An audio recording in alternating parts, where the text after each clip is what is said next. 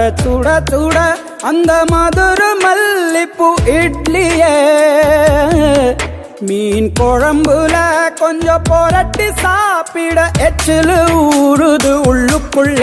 இந்த போறப்பு தான் நல்லா ருசிச்சு சாப்பிட கிடைச்சது. இந்த போறப்பு தான் நல்லா ருசிச்சு சாப்பிட கிடைச்சது.